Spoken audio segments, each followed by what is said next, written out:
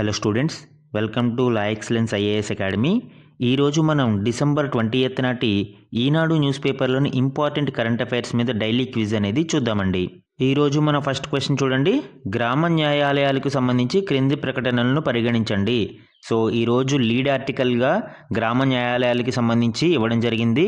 So ఆ కంటెక్స్ట్లో ఈ క్వశ్చన్ని ఫ్రేమ్ చేయడం జరిగిందండి. ఫస్ట్ వన్, గ్రామ న్యాయాలయాల చట్టం 2008 ప్రకారం రాష్ట్రాలకు గ్రామ న్యాయాలయాల ఏర్పాటు తప్పనిసరి. సో ఫస్ట్ స్టేట్మెంట్ అనేది రాంగ్ అండి. యాక్చువల్గా ఈరోజు న్యూస్ ఆర్టికల్లో మెన్షన్ చేసిందే ఈ కంటెక్స్ట్. రాష్ట్రాలలో చాలా రాష్ట్రాలు ఇంక్లూడింగ్ ఆంధ్రప్రదేశ్ మరియు తెలంగాణ ఈ గ్రామ న్యాయాలయాలని ఇంకా ఏర్పాటు చేయలేదు. ఒకవేళ మ్యాండేటరీ అయ్యి ఉంటే ఖచ్చితంగా చేసి ఉండేవాళ్ళు. కాబట్టి ఫస్ట్ స్టేట్మెంట్ అనేది రాంగ్ మనకి ఇక్కడ. సెకండ్ స్టేట్మెంట్ చూడండి.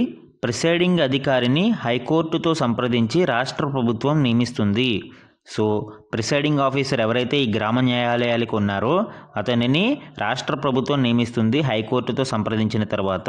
సెకండ్ స్టేట్మెంట్ కరెక్ట్ అండి.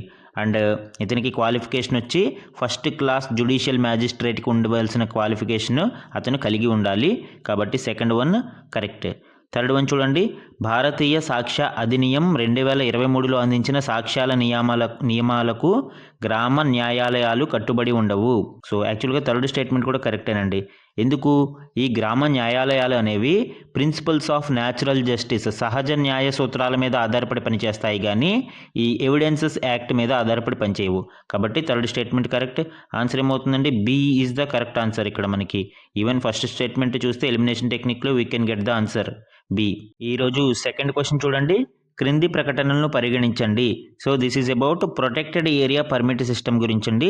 ఇటీవల అంటే రీసెంట్గా మణిపూర్ అండ్ మిజోరాం అండ్ నాగాల్యాండ్ ప్రాంతాలలో ఈ పిఏపి రెజిమ్ని తిరిగి రీబ్యాక్ చేయడం జరిగింది.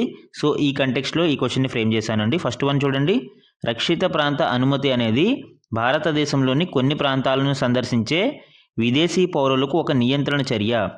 ఎస్, ఫారిన్ నేషనల్స్ ఎవరైతే ఉన్నారో వాళ్ళకి ఇది ఒక రెగ్యులేటింగ్ యాక్ట్ లాంటిదండి.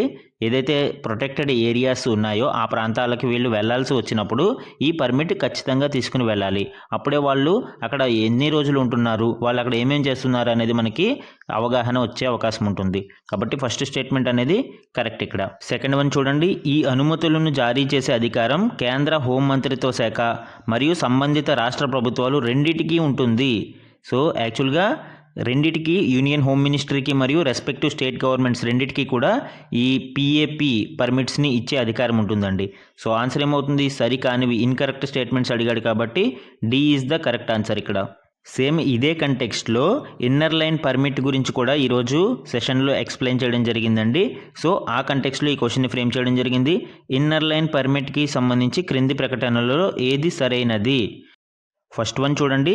ఇది ఒక భారతీయ పౌరుడు ఐఎల్పి రాష్ట్రాలలో అంటే ఇన్నర్ లైన్ పర్మిట్ కలిగి ఉన్న రాష్ట్రాలలో పరిమిత సమయం వరకు రక్షిత ప్రాంతంలోకి ప్రవేశించడానికి అనుమతించే ప్రయాణ పత్రము. ఎస్, ఇది ఒక ట్రావెల్ డాక్యుమెంట్ అండి. ఇది భారతీయ పౌరులకి వర్తిస్తుంది, విదేశీయులకి కాదు. So first one correct. Second one, ఎన్ఆర్ఐలు కూడా ఐఎల్పిని పొందడానికి అర్హులు. నాన్ రెసిడెంట్ ఇండియన్స్ కూడా ఈ ఐఎల్పిని పొందడానికి అర్హులా అని ఇక్కడ స్టేట్మెంట్. యాక్చువల్గా ఎన్ఆర్ఐలకి ఈ పర్మిట్ పొందే అవకాశం ఉండదు.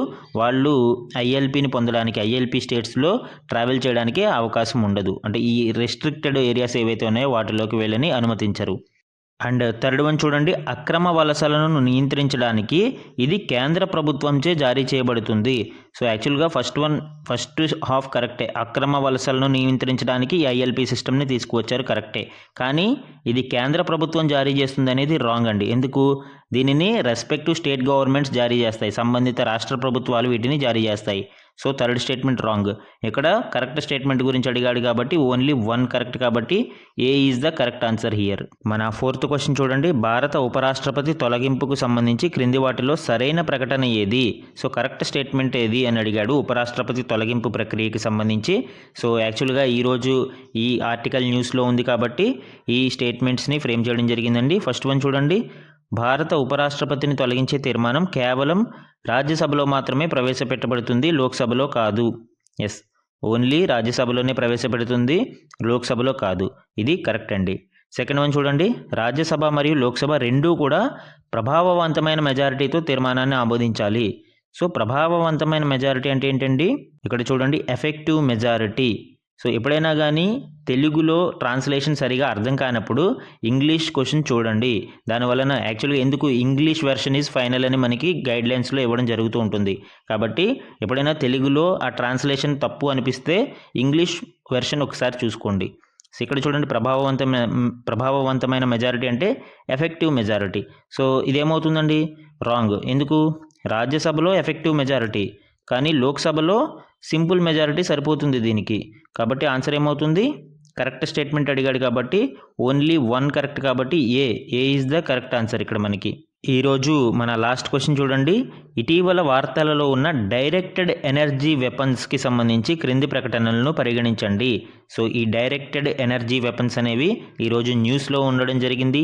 సో ఆ కంటెక్స్లో ఈ క్వశ్చన్ని ఫ్రేమ్ చేశానండి. ఫస్ట్ వన్ చూడండి, డైరెక్టెడ్ ఎనర్జీ వెపన్లు శత్రు పరికరాలను నాశనం చేయడానికి విద్యుత్ అయస్కాంత తరంగాల నుండి సౌందరీకృత శక్తిని ఉపయోగించే శ్రేణి ఆయుధాలు. So concentrated energy from electromagnetic వేవ్స్ని ఇవి ఉపయోగిస్తాయి అని దీని అర్థం. సో యాక్చువల్గా ఫస్ట్ స్టేట్మెంట్ కరెక్ట్ అండి. ఇవి ఎలక్ట్రోమాగ్నెటిక్ వేవ్స్ యొక్క లైట్ వేవ్స్, లేజర్ బీమ్స్ని కానీ లేదా మైక్రోవేవ్స్ని కానీ ఉపయోగించి ఈ ఎనర్జీని, కాన్సన్ట్రేటెడ్ ఎనర్జీని ఉపయోగించి డిస్ట్రాయ్ చేస్తూ ఉంటాయి. సో ఫస్ట్ వన్ కరెక్ట్ ఇక్కడ.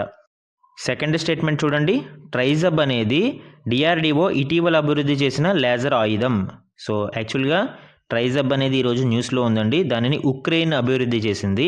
దానికి సంబంధించిన ప్రకటన కూడా ఉక్రెయిన్ విడుదల చేయడం జరిగింది.